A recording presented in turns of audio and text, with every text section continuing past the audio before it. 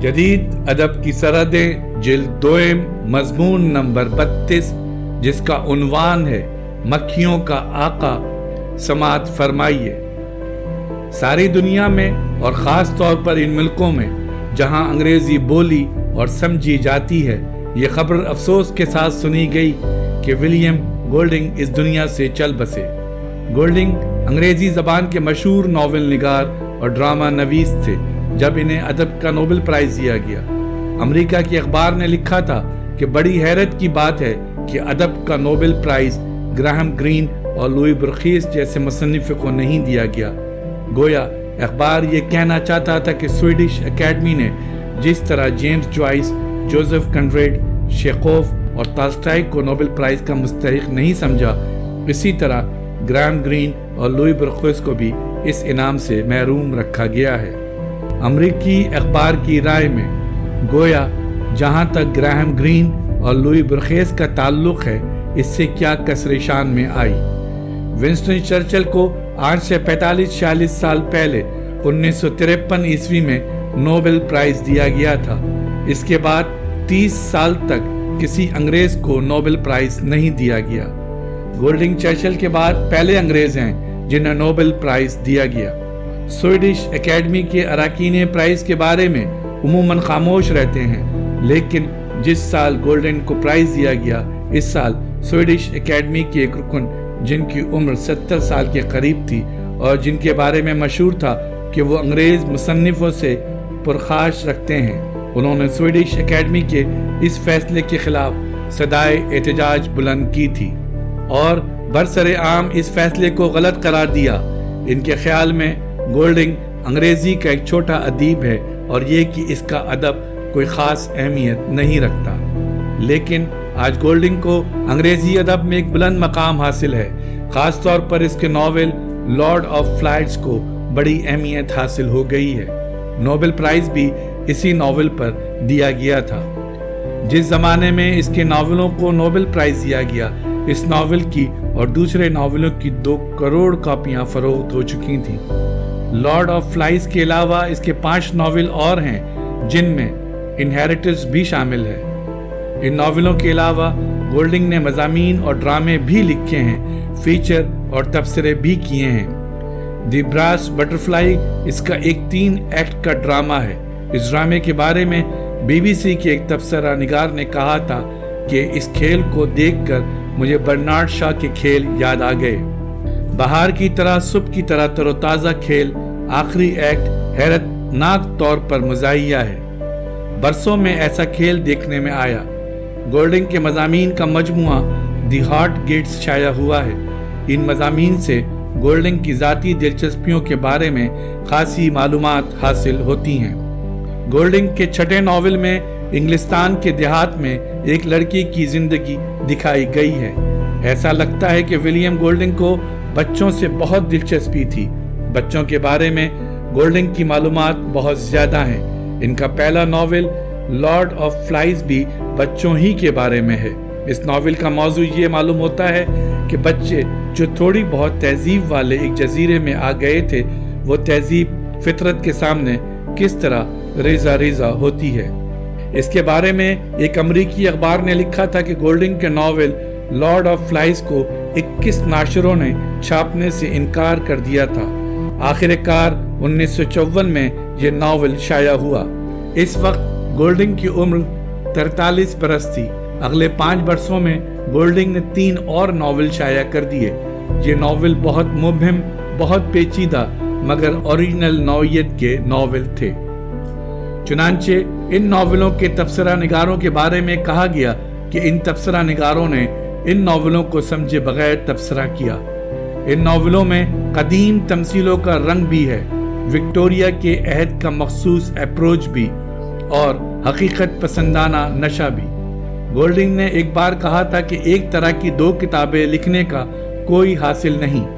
چنانچہ ان ناولوں میں اس کا موضوع، اسلوب اور مقامات بدلے ہوئے ہیں۔ گولڈنگ نے ایک اور جگہ اپنا نقطہ نظر اس طرح ظاہر کیا تھا کہ انسان اپنی فطرت سے ناواقفیت کا سب سے بڑا شکار ہے۔ زوال آدم گولڈنگ کا خاص موضوع تھا۔ اس کے ناولوں میں پلاٹ बहुत ज़्यादा मजबूत नहीं होते, मगर इनफरादी मंजर खूबसूरत होते हैं। अंग्रेजी के एक मशहूर नक्काद का ख्याल था कि लॉर्ड ऑफ फ्लाइज नॉवेल के इस बुनियादी मुतालबे को पूरा करता है कि इसमें एक अच्छी कहानी कही गई है, और जंग अजीम के बाद से अब तक अंग्रेजी में जितने नॉवेल लिखे गए हैं, इनमें इस नॉवेल को एक अहम मकाम हासिल है।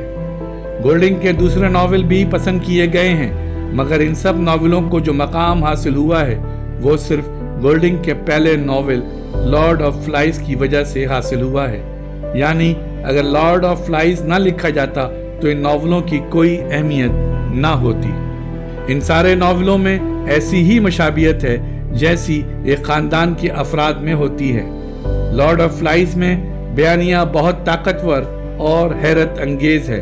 इसके अलावा मायने बहुत वाज़ेह हैं। जोसेफ कंड्रेड ने कहा था कि नॉवेल के लफ्ज में ये कुव्वत होनी चाहिए कि आप सुनने लगें, देखने लगें और महसूस करने लगें। गोल्डिंग जो कुछ बयान करता है आप उसे देखने और महसूस करने लगते हैं। इस नॉवेल पर बहुत मज़ामीन लिखे गए हैं और फिल्म भी बनाई गई है, लेकिन नॉवेल की खूबी यह है कि जहां कहानी बेअसर अंगेज है, वहीं ये बात वाज़ेह होकर सामने आती है कि कहानी में कहानी के अलावा बहुत कुछ है। यानी ये महसूस होता है कि कहानी के अलावा बहुत कुछ कहा जा रहा है। हर वाक़े से मानी उभरते नजर आते हैं और पढ़ने वाला ये महसूस करता है कि वो इस कहानी की ताबीर भी पेश कर सकता है। नॉवेल अपनी जगह मुकम्मल है और मुकम्मल साख्त और फॉर्म रखता है, लेकिन यहाँ ये सवाल पैदा होता है कि क्या आर्ट इतना वाज़ेह होता है? गोल्डिंग के नॉवेल में कहानी का अपना एक मखसूस अंदाज बहुत नुमाया होता है। नॉवेल अपने अंदाज में शिद्दत रखता है और मुनफरिद होता है। गोल्डिंग के नॉवेलों का फॉर्म इतना ज़्यादा जिदलियाती होता है कि बड़ी आसानी से बताया जा सकता है कि नॉवेल में किन दो किस्मों की दुनियाओं का तसादुम है। ये तसादुम बड़ी ड्रामाई शिद्दत के साथ होता है। नॉवेल में कहीं गैर ज़रूरी जज्बियात नहीं होती। ऐसा लगता है कि नॉवेल बड़ी फ़नी महारत से लिखा गया है, इतनी महारत से और इतने सही तखमीने के साथ कि ये लगता है कि नॉवेल मुजस्मा साजी के अंदाज में लिखा गया है। नॉवेल निगार के शऊर का बहुत गहरा असर नॉवेल के उसलूब पर होता है। हैरतनाक बात यह है कि नॉवेल निगार का मौजू भी यही है कि दो लड़के जैक और पिगी इंसानी फितरत के शऊरी खाके पर अमल पैरा होना चाहते हैं, लेकिन दोनों इंसान को जैसा कि वो है देख नहीं सकते। सिर्फ साइमन का नुक्ता नज़र सही होता है, मगर इस लड़के को दूसरे हैवान समझकर ख़त्म कर देते हैं। नॉवेल में कहानी के उसलूब का मसला गोल्डिंग के दूसरे नॉवेलों में भी सामने आता है। एक किरदार सैमी कहता है, मैंने सारे निज़ामों को दीवार पर इस तरह लटका दिया है जैसे बेकार टोपियां एक कतार में। इनमें से कोई टोपी मेरे सर पर पूरी नहीं उतरती। ये टोपियां बाहर से आती हैं। ये नमूने अजीब होते हैं, कुछ खूबसूरत और कुछ मुर्दा। मैं खासा जिंदा रह चुका हूँ। अब मुझे इस किस्म के किसी निज़ाम की ज़रूरत नहीं है, किसी किस्म के मखसूस अंदाज की ज़रूरत नहीं है, लेकिन मैं लिखता हूँ। कहीं मैं कोई ख़ास अंदाज तलाश तो नहीं कर रहा हूँ। गोल्डिंग का नॉवेल गोल्डिंग के तख़य्युल और नॉवेल के फॉर्म के दरमियान कशक्कश से पैदा होता है। गोल्डिंग के नॉवेल को समझने के लिए तीन चीज़ों का तसव्वुर जहन में वाज़ेह तौर पर रखना ज़रूरी है। एक हिकायत, दूसरी तारीख और तीसरी देवमाला। फीबल दरअसल हमारी दुनिया से अलग अपना वजूद रखती है। इसमें जानवर इंसानों की तरह बात करते हैं। इसमें जिन भूत भी होते हैं। ख्वाबों की तरह एक दुनिया होती है। हमारी रोज़मर्रा ज़िंदगी से अलग एक ज़िंदगी इसमें होती है, मगर इसका ताल्लुक़ हमारी ज़िंदगी से होता है।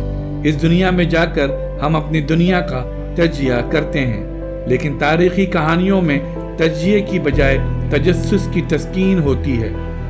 तारीख़ी कहानियों में सिर्फ वही हकीकत होती है जो नज़र आती है, इसके अलावा और कुछ नहीं। इन तारीख़ी कहानियों में फॉर्म बहुत नुमाया नहीं होता, क्योंकि इसमें बात कभी ख़त्म नहीं होती। सिलसिले से एक नया सिलसिला निकलता ही रहता है। دیومالا میں روزمرہ کے کسی واقعے کے پیچھے کوئی آرکیٹائپ حقیقت کام کرتی ہے۔ در حقیقت زندگی کو دیکھنے اور پیش کرنے کے یہ 3 طریقے ہیں۔ یہ تینوں مختلف ہیں اور حقیقت کی مختلف طور پر عکاسی کرتے ہیں، لیکن اگر تاریخ کے زاویے سے دیکھا جائے تو فیبل، حکایت اور دیومالا میں زندگی پر ایسا لگتا ہے کہ گرفت سخت رکھی گئی ہے، اور حکایت کو پیش نظر رکھ کر تاریخ صرف بھدی حقیقتوں کا ریکارڈ ہے، اور دیومالا حقیقت کو پراسرار بنا کر پیش کرنے کا ایک طریقہ ہے اور کچھ نہیں۔ دیومالا کو آئیڈیل سمجھ کر تاریخ اور حکایت کو دیکھا جائے تو تاریخ بہت زیادہ وسیع اور حکایت بہت زیادہ محدود نظر آتی ہے۔ گولڈنگ کا ناول لارڈ آف فلائز حکایت سے سب سے زیادہ قریب ہے۔ ناول کے پہلے باب میں بچوں کو ایک گونگا ہاتھ لگ جاتا ہے۔ بچے اس گونگے کو ایک سماجی حقیقت بنا دیتے ہیں۔ گونگے میں بچے اپنی سانس بھرتے ہیں، گونگے سے آواز نکالتے ہیں اور جزیرے کے دوسرے بچوں کو بلاتے ہیں۔ جیسے جیسے کہانی آگے بڑھتی ہے، یہ پتہ چلتا ہے کہ بچوں میں تہذیب، بربریت، انارکی اور جمہوریت کے درمیان انتخاب کا مسئلہ ہے۔ ایک زبردست تباہی بچوں کو ایک جزیرے میں لے آئی ہے۔ بات یہ ہے کہ ایٹمی دھماکہ ہوا ہے اور جبرالٹر اور ادلیس ابابا ہوتے ہوئے لوگ بھاگے ہیں، لیکن ان کے ہوائی جہاز پر حملہ کیا گیا ہے اور جہاز کے مسافر ٹیوب میں بیٹھے ہوئے۔ یہ بچے جزیرے کے ایک جنگل میں اتر آئے ہیں اور ہوائی جہاز شعلوں کی نظر ہو گیا ہے۔ جنگل پر بھی ایک زبردست قیامت آئی اور مسافر ٹیوب میں بیٹھے ہوئے کچھ بچے سمندر کی موجوں اور ہواؤں کا مقابلہ کرنے لگے اور کچھ جنگل کی جھاڑیوں میں بکھر گئے۔ یہ ایک دہشتناک واقعہ ہے، لیکن اس سارے واقعے کا پتہ بچوں کی گفتگو سے چلتا ہے۔ حالانکہ جب بچے سو کر اٹھتے ہیں تو اس واقعے کو کم و بیش بھول جاتے ہیں۔ اس واقعے کا کوئی اثر ان کے شعور پر نہیں باقی رہتا۔ بعد میں یہ بچے بھیانک خواب ضرور دیکھتے ہیں۔ اس ناول سے ٹریجر آئی لینڈ اور ایسے ہی دوسرے جزیروں کی یاد تازہ ہو جاتی ہے۔ بعض اوقات اس جزیرے پر باغ عدن کا شبہ ہوتا ہے۔ بچوں کی اس دنیا میں رالف اور جیک، پیگی اور سائمن نمایاں کردار ادا کرتے ہیں۔ جیکب کے لیے یہ جنگل بہترین شکار گاہ ہے، مگر اسے یہ احساس بھی رہتا ہے کہ اس کا شکار بھی کیا جا رہا ہے۔ جیک بربریت کی دنیا سے قریب ہوتا ہے، اسے کشتی کے مقابلے میں سور سے زیادہ دلچسپی ہوتی ہے۔ وہ گھر بنانا چاہتا ہے، اس کی جبلتیں گھریلو آدمی کی جبلتیں ہیں۔ وہ معاشرے کو مہذب بنانا چاہتا ہے، وہ سب کو گھر دینا چاہتا ہے۔ جیکب اور رالف کے مزاج میں بڑا تضاد ہے۔ ان دونوں لڑکوں کے تجربات کا تصادم بڑھتا ہی چلا جاتا ہے۔ یہ تجربوں اور احساس کے دو ایسے براعظم بن جاتے ہیں جن کے درمیان ابلاغ ممکن نہیں ہے۔ تیسرا سائمن ہے، جس کو یہ دونوں کچھ کھسکا ہوا، کچھ مخبوط الحواس سمجھتے ہیں، لیکن گولڈنگ اس لڑکے کو ولی بتاتا ہے۔ مسیحا نفس ولی جیک اور پیگی کے درمیان ہمیشہ صلح کرانے والا لڑکا، وہ ہمیشہ دوسرے بچوں کو درختوں سے پھل توڑ کر دیتا رہتا ہے، اور جنگل میں رہتے ہوئے اس لڑکے کا رابطہ فطرت سے ہے بلکہ خدا سے قائم ہو جاتا ہے۔ سائمن نازک ترین حیثیت کا نمائندہ ہے۔ یہ بچے جنت میں نہیں رہتے اور نہ یہ کردار علامتی ہیں، یہ سب طبعی حقیقت کے نمائندہ ہیں۔ گولڈنگ کے اس ناول کا سارا ماحول طبعی حقیقتوں کا نمائندہ ہے۔ جانی، ہنری مارز اور راجر بھی اس جزیرے میں رہتے ہیں، لیکن ان تمام بچوں میں ایک نادیدہ جانور کا خوف بھی کام کرتا ہے۔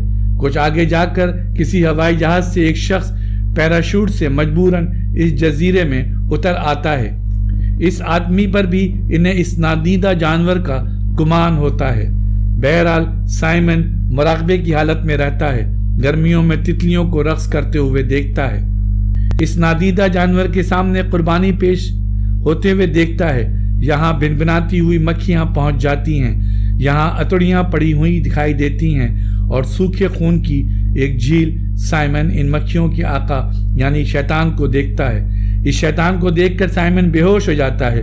اس جزیرے پر شرانگیز چیز کیا ہے؟ وہ جو پگی، جیک اور رالف سمجھتے ہیں، یا جانور یا شیطان نہیں، ان میں سے کوئی نہیں۔ گولڈنگ کہتا ہے شرانگیز خود انسان ہے۔ آخر میں آپ کو یہ جان کر حیرت ہوگی کہ دوسرے بچے سائمن جیسے ولی صفت لڑکے کو شیطان سمجھ کر قتل کر دیتے ہیں۔ اب میں گولڈنگ سے ایک انٹرویو کا ذکر کرنا چاہتا ہوں۔ انٹرویو لینے والا گولڈنگ سے پوچھتا ہے، جناب کیا یہ درست ہے کہ جو نقطہ نظر آپ کے ناولوں میں نمایاں ہوتا ہے، اس کے مقابلے میں آپ اپنی گفتگو میں بہت زیادہ واضح ہوتے ہیں؟ کیا آپ اپنے ناولوں میں اپنا نقطہ نظر وضاحت سے ظاہر کرنے کی ہمت نہیں کرتے؟ کیا جب آپ ناول تخلیق کرتے ہیں آپ کی اپنی ذاتی رائے بھی اس میں شامل ہوتی ہے؟ مسٹر گولڈنگ، دراصل کائنات کے بارے میں جو میرا رویہ ہے وہ میں اپنے ناولوں میں ظاہر کرتے ہوئے ڈرتا ہوں۔ بات یہ ہے کہ ایک ایسی آخری حد موجود ہوتی ہے جس کے آگے مجموعی طور پر انسان نہیں جا سکتا۔ یہ حد ہر طرف ہر سمت میں موجود ہے، خود انسان کے اندر بھی اور انسان کے باہر بھی۔ اس حد سے آگے انسان نہیں جا سکتا۔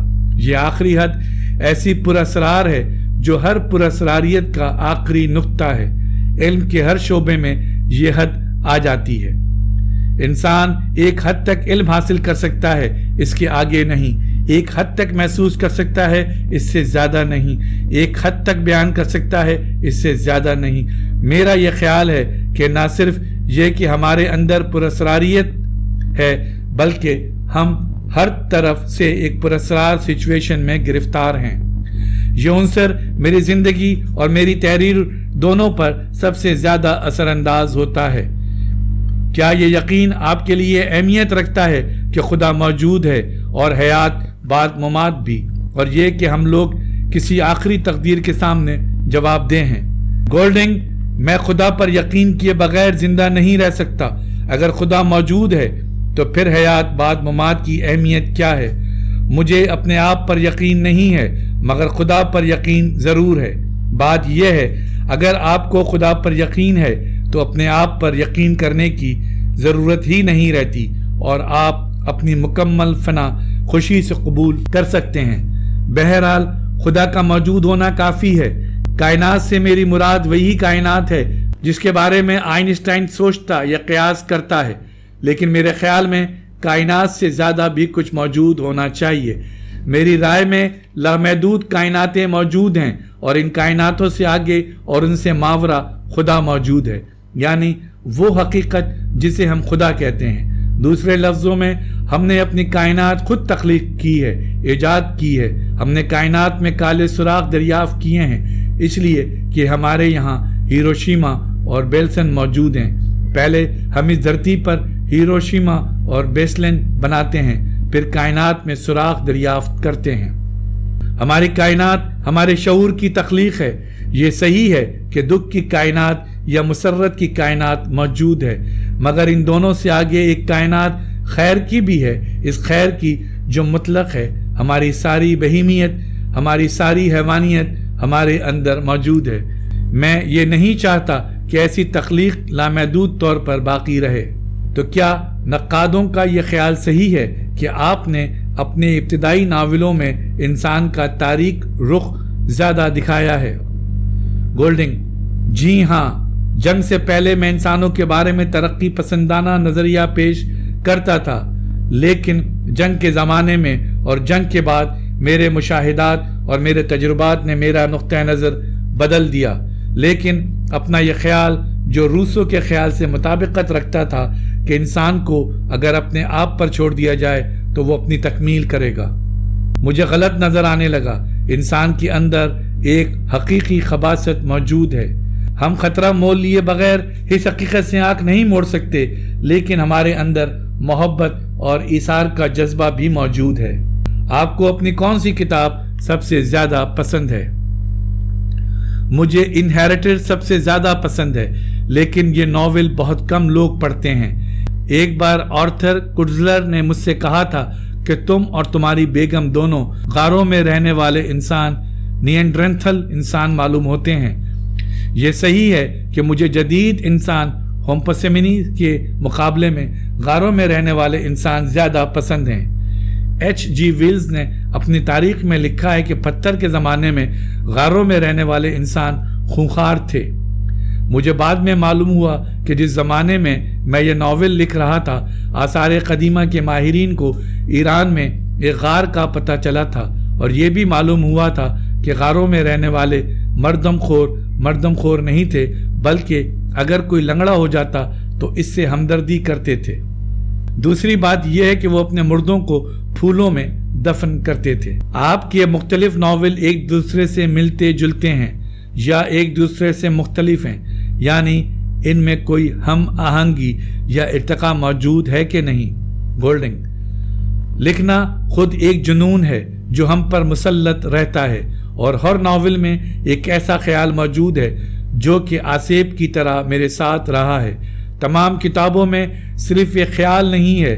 مجھے ایک ہی ٹائپ کے ناول لکھنے کی ضرورت بھی نہیں تھی، کیونکہ میرا پہلا novel lord of the flies ایسا ناول ہے جس کی صرف امریکہ میں 70 لاکھ کاپیاں فروخت ہوئی ہیں۔ میں نے اپنا ہر ناول اپنی اندرونی ضرورت کی وجہ سے لکھا ہے، ورنہ ایک ناول سے مجھے اتنے پیسے ملتے رہے ہیں کہ دوسرا ناول لکھنے کی کوئی ضرورت نہیں تھی۔ ہماری ویڈیوز کو لائک اور شیئر ضرور کریں، اور اگر آپ اس چینل کے سبسکرائبر ہیں تو ہماری طرف سے شکریہ قبول فرمائیں، اور اگر آپ نے اب تک سبسکرائب نہیں کیا تو اس چینل کو فوراً سبسکرائب کر لیں اور بیل آئیکن سے notification for all per click کریں تاکہ آئندہ آنے والی ہر نئی ویڈیو آپ کو مل سکے۔ شکریہ۔